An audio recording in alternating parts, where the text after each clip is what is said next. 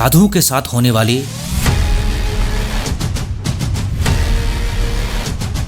Sex scandal के बारे में। Thailand's Buddhist monastic order has been rocked by a sex scandal involving several high-ranking monks. मैं बताने वाला ही था और मेरे साथ एक ऐसा कोइंसिडेंस होता है जिसे देखकर मैं सोचने लगा ये कोई मन का वहम है या बूढ़े के भेष में किसी अदृश्य शक्ति की प्रेरणा। मैं एक सुंदर और हरियाली से भरपूर पार्क में बैठा था। मेरे सामने करीब 50 मीटर की दूरी पर एक सुंदर सी लड़की और दो लड़के बहुत नजदीक और सेंसिटिव स्टाइल में बैठे हुए थे और मोबाइल में कुछ देखकर हंस रहे थे। थोड़े थोड़े संकोच भी कर रहे थे, कहीं उन्हें कोई देख तो नहीं रहा।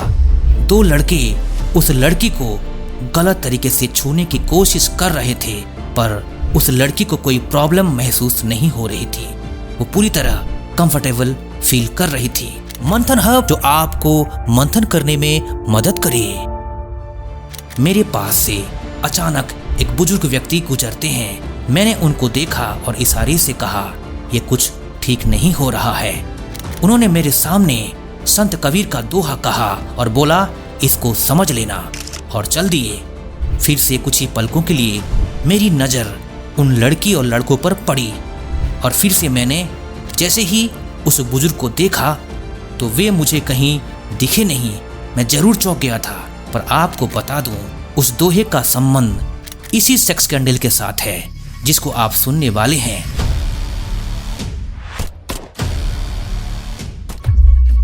इस दिलचस्प दोहे का मतलब मैं आपको वीडियो के लास्ट में बताने वाला हूँ। सोचिए, एक साधु जिसने दुनिया की हर मोह माया त्याग दी, जिसने संसार के सारे बंधनों को तोड़कर संयम और वैराग्य की मुश्किल राह चुनी, जिसने वर्षों तक ध्यान, तपस्या और आत्मनियंत्रण का अभ्यास किया, वही अगर एक दिन एक सुंदर, शातिर, जवान और चालू महिला के आगे या किसी वासना के दलदल में अपनी प्रतिज्ञा तोड़ दिए, तो क्या ये सिर्फ उसकी व्यक्तिगत हार है या हमारे पूरे समाज के लिए एक गहरी खतरे की घंटी है जो हमारे गिरते हुए मानसिक और मोरल लेवल की चेतावनी दे रही है, या ह्यूमन कॉन्शियसनेस पर मंडराता हुआ एक बड़ा खतरा।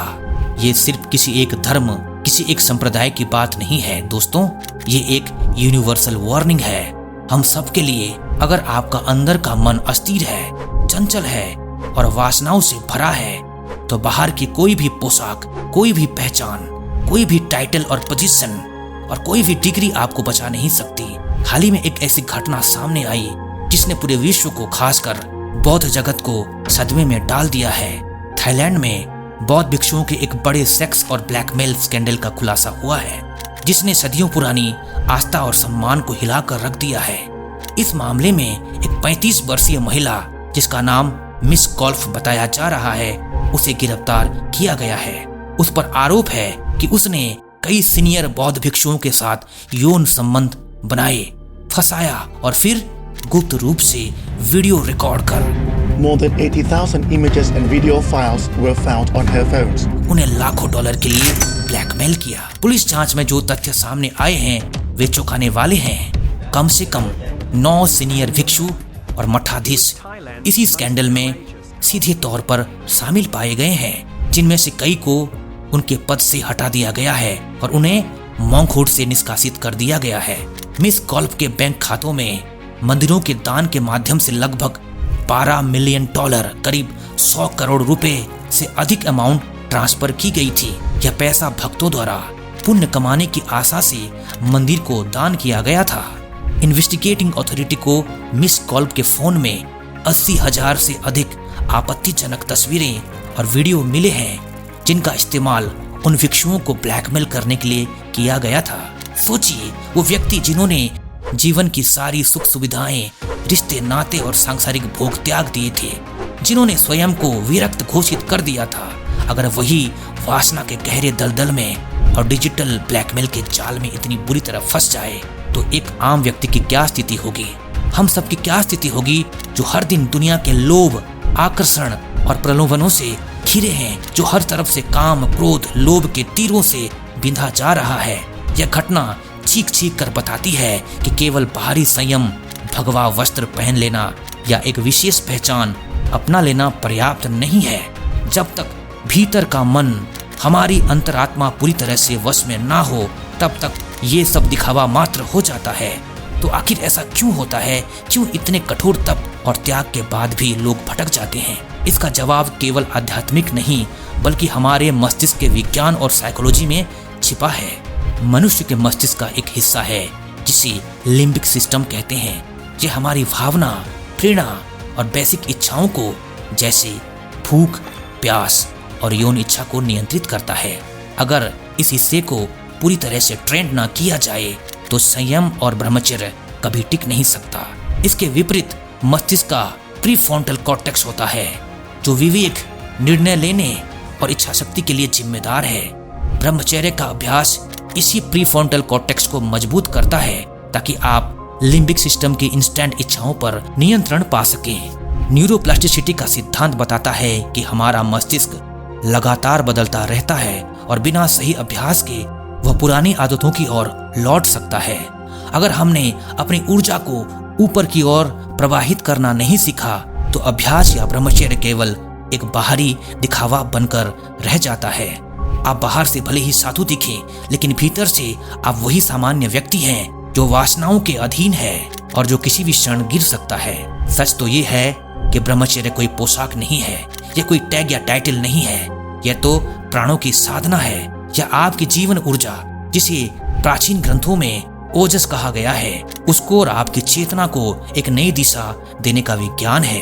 यह एक आंतरिक क्रांति है जो आपके मानसिक, शारीरिक और आत्मिक स्वास्थ्य को मजबूत करती है। अब अगर थाईलैंड जैसे देशों में, जहां बौद्ध धर्म इतनी गहराई से जुड़ा है, जहां भिक्षुओं को इतना सम्मान दिया जाता है, वहां भी ऐसे लोग गिर सकते हैं जिन्होंने अपनी पूरी जिंदगी संयम और वैराग्य के लिए समर्पित कर दी थी।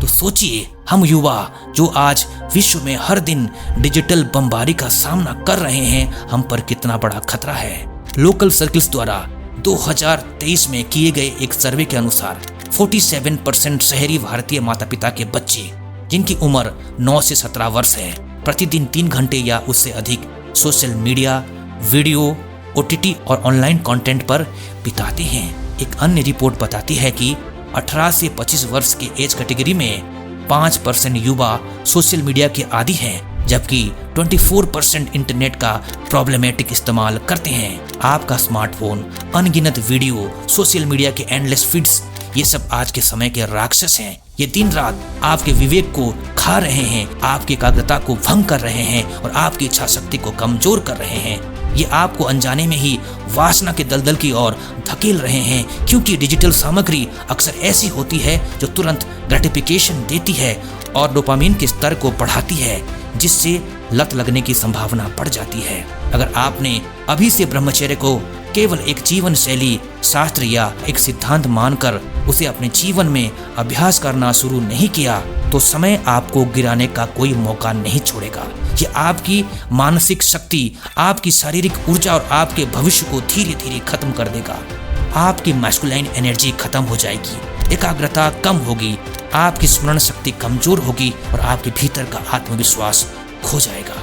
लेकिन हम आपको डराने के लिए सब नहीं कह रहे हैं, हम आपको जगाने के लिए कह रहे हैं। यह वो समय है जब आपको निष्क्रिय होकर बैठना नहीं है, बल्कि एक वॉरियर की तरह उठ खड़ा होना है। हर इंसान के भीतर एक साधु और एक राक्षस दोनों होते हैं। ये आपके रोज के डिसीजंस पर तय करते हैं। हम किसी धर्म या व्यक्ति को बदनाम करने के लिए ये बातें नहीं कह रहे हैं, बल्कि थाईलैंड में हुई यह घटना हम सबके लिए है, एक चेतावनी, एक दर्पण। यह हमें याद दिलाती है कि मनुष्य की कमजोरियां किसी पद, धर्म या स्थान से परे नहीं है। जो गिरा है वह भी आखिर हमारे जैसा ही मनुष्य था, कमजोरियों से भरा हुआ था, पर जो इन कमजोरियों से लड़कर संभल गया वही सच्चा साधक है, वही सच्चा ब्रह्मचारी है। अब सुनिए उस बुजुर्ग द्वारा बोला गया संत कबीर का दोहा, छोटी मोटी कामनी सभी बिस की बैल, बेरी मारे दाव से ये मारी हंस खेल।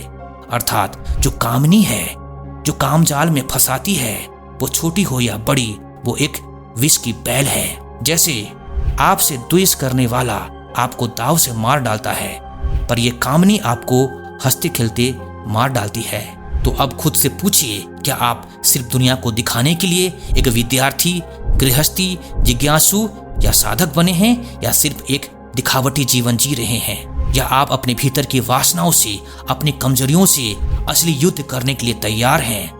आज से ही शुरुआत करें, अपने इनर वॉरियर को जगाइए। मंथन हब का ब्रेन रिवेयर ऐप डाउनलोड करें, फ्री ट्रायल से शुरुआत करें। जय हिंद, जय भारत।